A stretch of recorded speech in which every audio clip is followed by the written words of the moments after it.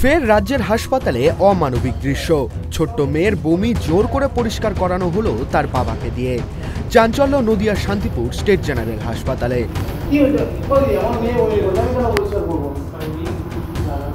আপনি ট্রেনে বাসে যখন যান বমি পরিষ্কার করি না, আমরা আমরা করি না। ঠিক আছে, আপনার ব্যবহারটা খুব ভালো লাগলো। ট্রেনে বাসে যখন আমরা কারোবারে বমি করে বা কারো শান্তিপুরের হরিপুর এলাকার বাসিন্দা সমীর শীলের মেয়ে ভুগছিল জ্বরে, সঙ্গে হচ্ছিল বমি। বুধবার রাতে তাকে ভর্তি করানো হয় শান্তিপুর স্টেট জেনারেল হাসপাতালে। তখনই এমার্জেন্সিতে বমি করে ফেলে ফুটফুটে অসুস্থ ছোট্ট মেয়েটা। অভিযোগ এরপরেই জোর করে তার বাবাকে বমি পরিষ্কার করতে বাধ্য করেন এমার্জেন্সিতে কর্তব্যরত চিকিৎসক তন্ময় সরকার। ডাক্তারের নাকি দাবি এটা রোগীর পরিবারের কর্তব্য। আমার অভিযোগ হচ্ছে, কালকে আমি আমার মেয়ে 5 বছর বয়স, তাকে নিয়ে আমি হসপিটালে এসেছিলাম বমি জ্বর এইসব ব্যাপার নিয়ে। আসার পরে ইমার্জেন্সিতে আমি যখন ডাক্তার দেখানোকালীন অবস্থা আমার মেয়ে বমি করে ফেলে। ওখানকার যে কর্তব্যরত ডাক্তারবাবু ছিলেন, সেই বমিটা আমাকে জোরপূর্বক, কি নাম তার, যত সম্ভব তন্ময় সরকার, উনি আমাকে জোরপূর্বক সেই বমিটা পরিষ্কার করায় এবং বলে সুইপার নেই, এটা আপনাকেই করতে হবে। আর হচ্ছে তখন আমি বাধ্য হয়ে করি। এটাতে আমি মনে করি যে এটা সরকারি হাসপাতালে রুগীর আত্মীয়কে দিয়ে বমি পরিষ্কার করানোটা খুব লজ্জাজনক। এই ঘটনা অত্যন্ত নিন্দনীয় বলছে শান্তিপুরবাসী হিসাবে ব্যাপারটা খুবই দুঃখজনক। ঘটনাটা যদি আমার পরিবারের সাথেও ঘটতো তাহলে খুবই খারাপ হতো। বাচ্চাটা বমি করে দিয়েছে, সেই হাসপাতালে ডাক্তারবাবু যদি বলে বমিটা আপনি পরিষ্কার করুন, ব্যাপারটা খুবই নিন্দাজনক ব্যাপার। সুইপার যদি থাকে তাহলে সুইপার দিয়ে জিনিসটা পরিষ্কার করলে আমার মনে হয় জিনিসটা খুব ভালো হতো।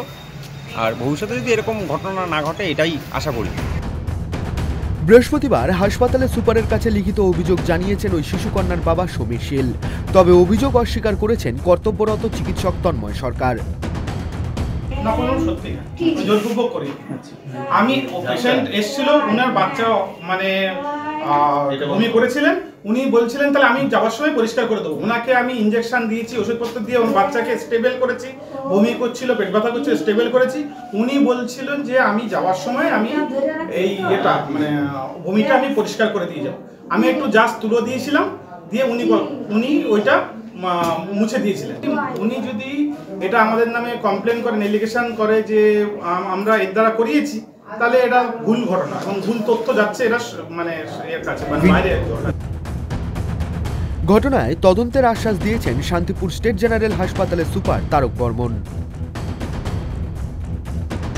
এই ধরনের ঘটনা যদি ঘটে থাকে, সত্যি দেখছি আমরা যাচাই করে, দণ্ডে তো আমি কমপ্লেনটা পাইনি, পেলে আমরা যথেষ্ট খারাপই, যেটা শোনা যাচ্ছে খুবই খারাপ আর কি। যদি এই ধরনের পেশেন্টকে যদি বলা হয় বমি পরিষ্কার করতে, এটা তো খুব খারাপ ঘটনা। ঠিক আছে, আগামী দিনে তদন্ত করবেন এটা নিয়ে? হ্যাঁ, দেখা যাক। অনেক সময় তো সবসময় যে সব কথাই হয় সেটা দেখতে হবে, যাচাই করে দেখতে হবে বলেছে কিনা আরো লোকজন তো থাকবে নিশ্চয়ই, তাই না? চিকিৎসকের যেটা বক্তব্য ছিল যে সুইপার নেই, এটা কতটা এবার দেখা যাক কতটা। হ্যাঁ, না, চিকিৎসক যেটা বলেছে সেটা নেই বলা যাবে না, কম আছে, সব জায়গায় কম আছে। এই অমানবিক চিত্র সামনে আসতেই রাজ্যের শাসক দল এবং রাজ্যের স্বাস্থ্য ব্যবস্থাকে কাঠগড়ায় দাঁড় করিয়েছে রাজ্যের বিরোধী দল বিজেপি। ভাবতে পারেন যে স্বাস্থ্য ব্যবস্থার হাল কোথায় গেছে। আজকে গোটা হাসপাতালে কোনো সুইপারের ব্যবস্থা নেই। আজকে যে অবস্থা শান্তিপুর হাসপাতালে, যে নোংরা অবস্থা, তাতে আগামী দিনে মানুষ সেখানে গিয়ে রোগ সারাবে না সেইখান থেকে রোগ তুলে এনে বাড়িতে আনবে। পরিস্থিতি এতটা নক্কারজনক হয়ে গেছে। আজকে শুধু শান্তিপুর হাসপাতাল বলে না, শান্তিপুর হাসপাতাল প্রায়ই খবরের শিরোনামে থাকে এবং সেটা কোনো ভালো কাজের জন্য না। এই রকম অবস্থায় এই যে ঘটনা শান্তিপুরে ঘটেছে তার তীব্র নিন্দা করছি এবং ওই ব্যক্তির কাছে, ওই ডাক্তারবাবুর ক্ষমা চাওয়া উচিত ইমিডিয়েটলি। বিষয়টি খতিয়ে দেখার আশ্বাস দিয়েছেন রোগী কল্যাণ সমিতির সভাপতি তথা শান্তিপুর বিধানসভার বিধায়ক ব্রজকিশোর গোস্বামী। শিশুকন্যার পরিবারের অভিযোগের ভিত্তিতে কী পদক্ষেপ গ্রহণ করে শান্তিপুর হাসপাতাল কর্তৃপক্ষ, সেটাই এখন দেখার। নদিয়া থেকে রূপম রায়ের রিপোর্ট, ট্রাইব টিভি বাংলা।